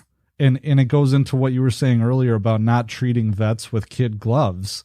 At the same time, I can sit here and say, like, yes, you are, you're still worthy of love, even though you did these things. But at the same time, to say, well, what you did was wrong. Yes. And for me to be, just because I am not a vet with combat experience, that doesn't mean I can't sit here and say it's wrong. But yeah, but not to condemn them or call them baby killers either, because that's not helpful for anyone. No. And No. it's a lot more complicated than that. So Yes, it's much more complicated. And a lot of times, like I've ran into this too, where people would have like some serious, I guess, moral injury with what they did over there. And it happened. I see it go in like 2 days. Now this is kind of a 2 ways. It's kind of a generalization, but one, people that completely reject the propaganda and they hate it with passion and spite. And then the other way a lot of people will go is they buy into it even more, because I think their mind needs to wrap their head like they can say they were duped and this is bullshit and they're just sending people to fight and die for nothing. And then there's the other end where it's like, no, I did this for my country. I had to do this. I did this for America, the Constitution, my brothers, whatever they want to try to rationalize in their own mind. And I think that though, like a lot of times, sometimes I try not to even sway those that kind of go the other way, because I don't know what that would do to them. yeah, If they have to accept that they were lied to and were doing something, because it's weird, because I have ran into vets like that, and I don't know, we'll start talking or whatever, and they'll be even what I consider to be my friend. And, we would start getting on like some sort of political topic, and I will point out like, yeah, they kind of lied us into war. And they'll be like, yeah, they definitely lied us into war. And, and then when you kind of like the overarching like things they'll accept is like, okay, this is bullshit. This is bullshit. And then but when you get to like, yeah, they're only sending people over there for money or the military industrial complex, or for, the special interest of the people in power, or, or they're flat out lied to us, and people went over there and shot and killed essentially innocent people that didn't do anything. And you start getting to that level, they start getting a little like, no, that's not why we fought over there, because in their head and the people that they love and protected and support, that's not why they were there. That's in their own minds. It's not why they went over there to do those things. So it's hard for people to accept that maybe possibly in a way they were used as a pawn. And I don't know. I try not to, I don't push people in that way. I mean, if people are open to it, I'll talk to them, but if they don't want to talk about it, then man, live however you need to live. Yeah, for sure. And that's how I've tried to view my place in this whole topic too, because when I first started looking into it, I was a young libertarian, eyes opening on a bunch of stuff. And I'm not going to lie, I grappled with the idea of, oh, they're just all baby killers, Sure. And yeah. I talked about it, and I thought about it, and I talked to vets, and I just resolved that, this is my position. I can say it was wrong. I can have forgiveness in my heart, or accept people the way they are and love them no matter what. But I just want to be a force for healing in this world. And going around rubbing salt in an open wound is not adding to, repairing the damage that happened in any sense of the way. So, yeah. And it is like, I think there is a sort of a sentiment to the idea of like how a mental injury or mental, I guess like depression or something like is kind of a serious injury or problem with something as serious as like a broken leg would be. And when you kind of, rub salt in someone's wound, like if you have a broken leg and I'm stepping on it, and it's like it's not very helpful in that sense the way. But again, at the same time, is like the people that are, in my experience, the most toughest and can take the truth take it on the chin, tends to be veteran type people from my experience. Like they don't like to beat around the bullshit. They don't want you to kind of like cater them or put on kid gloves. Like sometimes they do want that like direct truth. Like you were lied to, you fought for essentially nothing. And like that, sometimes that it does help. And I think that's what, it helped me. I think it's helped a lot of people that I know, like telling them just like, hey man, like the reasons that you think you went and fought there is not the reason why George Bush or Barack Obama sent you there. Yeah. But it's hard, and everyone's different, and you kind of have to approach it kind of on a case-by-case basis. And I think it does matter. In the law, we have this concept of mens rea, and in our legal system, if you believe in that, our legal system really in the Western tradition takes it seriously what your intent was when you commit certain acts. And so, a premeditated murder is punished a lot more heavily and carries a lot more moral blameworthiness than one that is, spur of the moment or something like that. So I think it does matter what is going through people's minds when they are fighting in war. And if you go in and do it with the best of intentions, you still killed an innocent person, or you killed the person who was morally vindicated in defending their homeland against you as the aggressor. But if you did it with good intentions, I think it mitigates it a bit. Or if you were lied to, I think it does matter, Yes. Yeah, I agree. And it's one of those things where you almost have to, like, a lot of times anarchist types will say, like, there is no difference in, someone, just a regular person going and killing children, and someone in a uniform on that goes and kills children. Now, in the grand scheme of things, I think that's true. I don't think there is much of a difference, and you're murdering children is wrong no matter who does it. That's crazy. But I think a lot of times people forget that in that person's mind, it is a difference. Right. And they are, their intent wasn't to shoot kids in any capacity. That's not why they're there in the first place. Like, that's not necessarily why. I mean, sure, maybe there's a few that slide through that do have some sick, rational thing. They want to go and just do that. And I'm not saying that doesn't happen, but at the same time, it's like, most rational, normal thinking human beings, they think it is different. There is a major difference. And I think their intent wasn't to necessarily harm innocent people. Their intent was to protect, the people around them. It's just that they went through levels of propaganda to get them to that point. Yeah. Yeah. And it gets even more complicated too, because I did a piece on Vietnam. And it seems like, even the men who committed the My Lai massacre, they got to the point, and in the piece I did, there's evidence to suggest that My Lai was not an aberration, that the official U.S. policy in Vietnam was to exterminate the villages, in not necessarily like Holocaust style, but to, burn their villages and get them to go on plantations that were controlled by the U.S. Anyways, but even the soldiers who are there, who are seeing their buddies get killed by VC, who are indistinguishable from villagers in their mind, I think that also matters. It's still wrong, of course, but the mental state matters. And maybe that's a mitigating factor, not as much as someone who has to shoot a child because he picked up an RPG.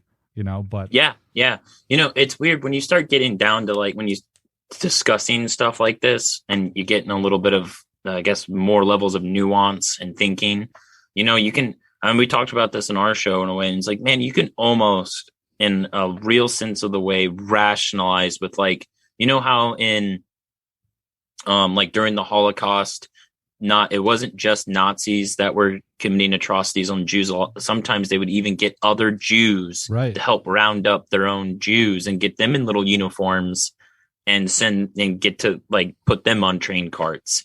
And I mean, dude, when you're dealing with that level of threat to you and your family, like, dude, people can rationalize almost anything in their head to get their family or themselves through it. And you might, I mean, hell, they might have even known where they were sending these Jews off to.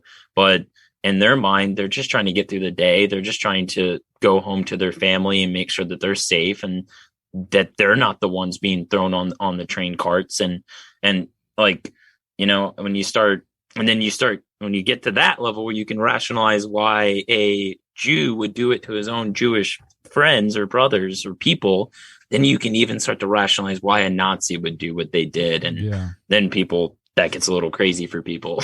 but that's how it works. It's not that, like, I think Michael Malice said this, where like, if people want to make these Nazis out to be like these monsters in history it's impossible to happen. Like, most people, like, when you think of like a Nazi is the most evil thing ever, it's so irrational that you can't even imagine how someone could do that. But the reality is, a lot of these people they love their family, they love their wives, they love their children. They were mostly normal human beings, just like everyone else. It's just during the day they were killing people. Yeah. And I think the more work that you try to do to understand it, it's not condoning it, but to understand it and to see the nuance, I just getting closer to realizing why these things happen and see what you can do to change it or prevent it or to heal after the fact. So yes, the heal, to learn from, to understand that how we ended up there and how that happened, and how to try to do everything you can to make sure that doesn't happen again. And, I don't know. I just think a lot of people, like, it's on one hand, I think a lot of times, and maybe in a good way, libertarians are a little over exaggerated about what the state is doing. And I don't necessarily think that's a bad thing. I'm not saying that's a bad thing at all. And it's just like, when we say things like, oh, the drug war is terrible, they throw people in a prison and they can even shoot people for smoking pot or whatever. And when, like, sometimes it's in certain cultures and groups of people in America, that's laughable. They're like, yeah, that's bad, you shouldn't be doing that. I don't understand why are you defending these drug addicts? And and so we kind of get lost in our own nuance a little bit, where, like, in our mind, this is the worst thing ever. But then there's some people that have this, like, still that same mentality that maybe even I had growing up, where I was like, damn, pot is bad because whatever. And I had a police officer show up in my class in 5th grade and tell me exactly how pot is bad. Yeah. And like, it's a good that we're keeping this off our streets. And, and I think you kind of have to, I think what I try to do is I try not to go into the exaggerate it, like, or try to blow it too out of proportion. I think it's a serious thing. I think it's a major problem, but I always try to go into it with baby steps, because if you go with like the most extreme thing, like, I tried going with like, we're genociding children in Yemen, right? And sometimes that works with some people, just being completely straight up in front. Like, there isn't a serious atrocity happening in the world, and America is partially, if not mostly, responsible for it. But then sometimes that doesn't work. And if you kind of do that, some people, like, you're a conspiracy theorist, you're crazy.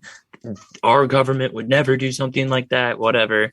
But if you kind of take it in baby steps and kind of like rationalize with them and like kind of go at it from their own perspective, like, okay, you think the government might have not been completely truthful about Iraq, right? And maybe they weren't completely truthful about where all these 9/11 hijackers came from. Like, looks like none of them even came from Afghanistan. That's a little weird, right? And you kind of have to go in it with, like, go down the rabbit hole with them. You can't just expect them to drop 30 feet into the rabbit hole where you are. You have to go back up to where they're at and slowly bring them down. Yeah.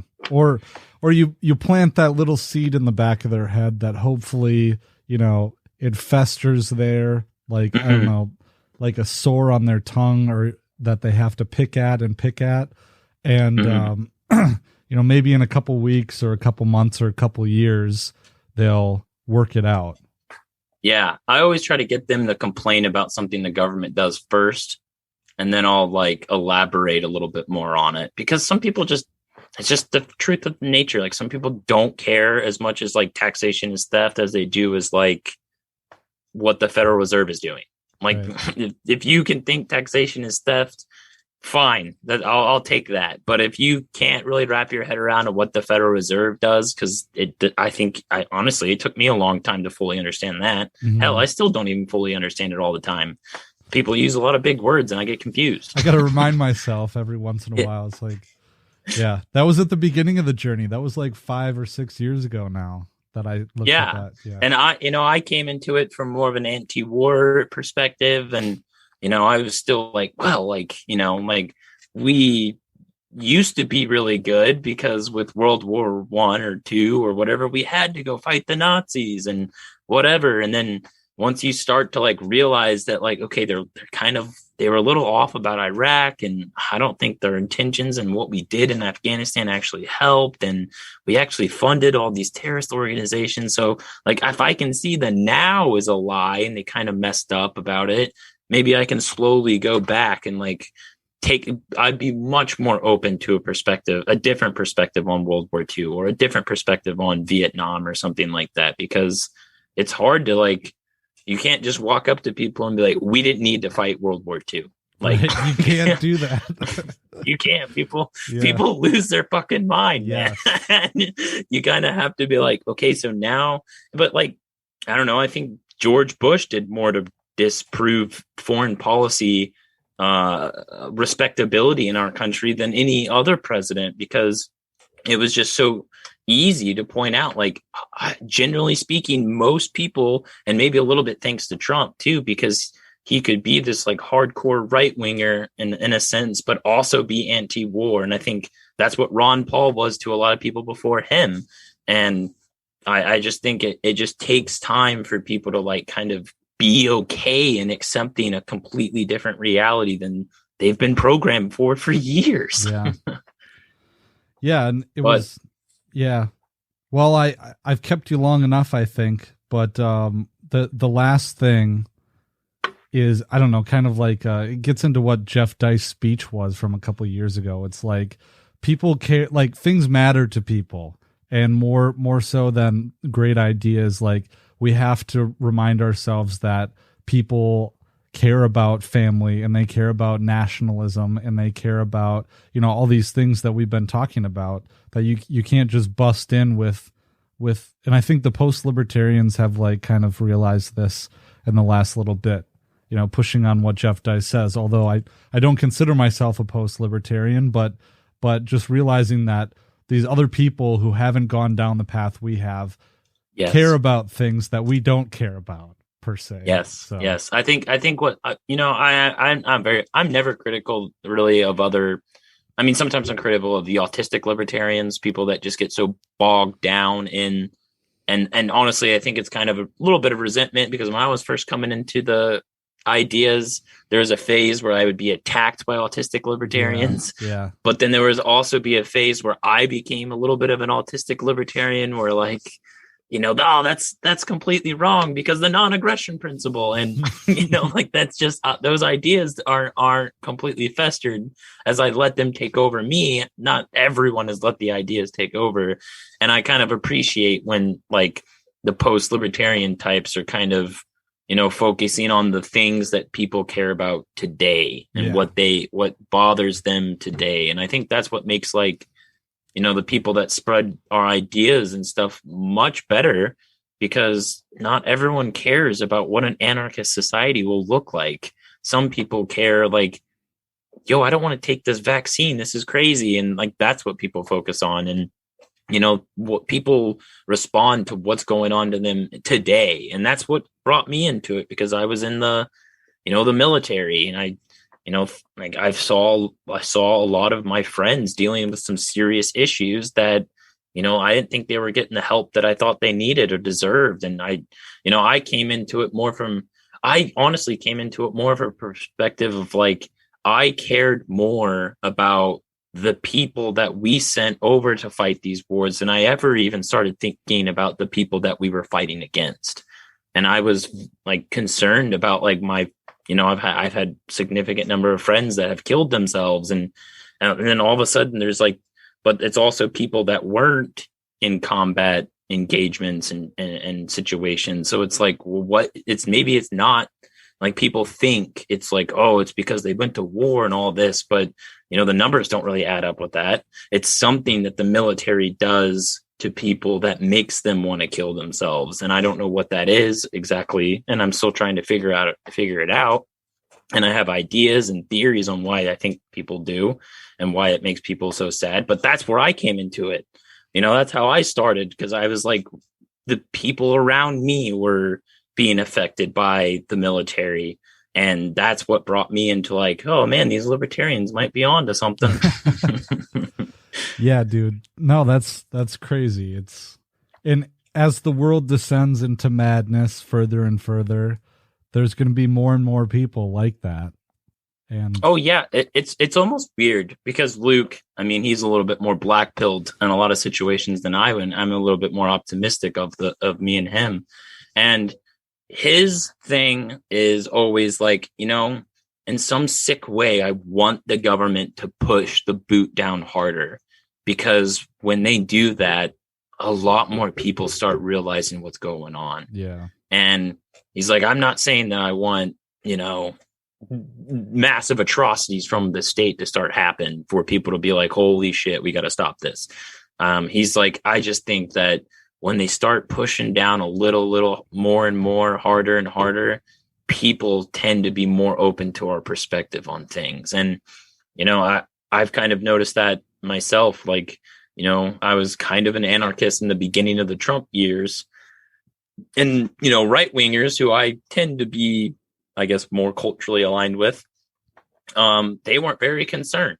Their dude was in office. Trump was in office. He was gonna make things right or different. And as the Trump years were coming to an end and definitely coming into the Biden years, and kind of watching the security state turn inward, a lot more Trump type people have been a lot more perceptive to my ideas these past couple of years. And I think that's what makes me so optimistic, is just, and hell, I mean, if Trump wins again, I don't know who's going to win in 2024, but if he wins again, it might flip the other way where right wingers will get more complacent and be like, oh, it's fine, we got Trump back in office. But, I don't know. I just kind of go with what comes my way. And I think as the government grows, which is almost inevitable, I think that's just going to keep happening.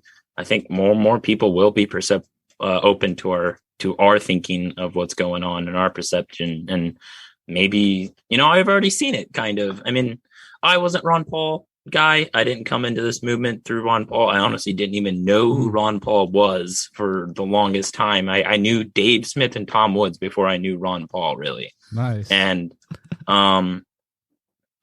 like I've already seen like some big right wing pundits say that, yeah, Ron Paul might have been right on this one, guys. Yeah, and I love it. Yeah, I love it. No, it's cool, and we'll be there with the message. Yeah. And I just think that we can annoy the hell out of people enough to where they start listening. And once we get louder and get more people, and whatever way we do it, through the Mises Caucus, through agorism, through Bitcoin, whatever post-libertarianism, whatever happens, however we get the message out there, I think it's all great. And I think it all wakes people up in different ways. And whatever, I'm all for it. War on all fronts. Let's go, baby. Yeah, I totally agree, man. Yeah.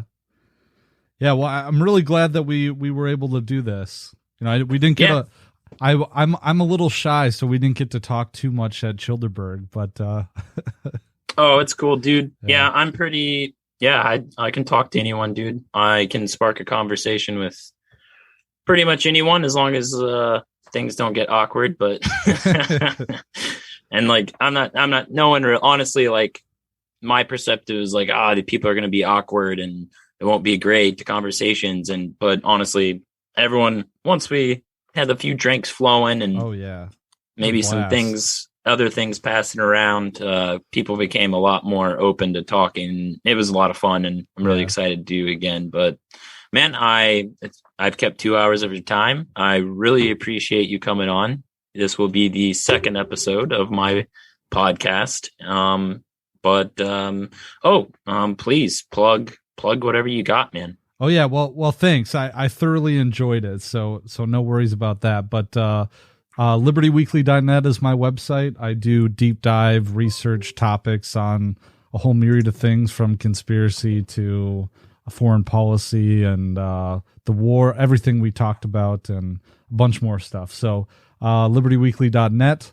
And I am also a regular contributor at the Libertarian Institute. That's libertarianinstitute.org/Patrick. So that's where you can find me. Awesome, dude. Thanks for coming on. And I'll talk to all you guys next week.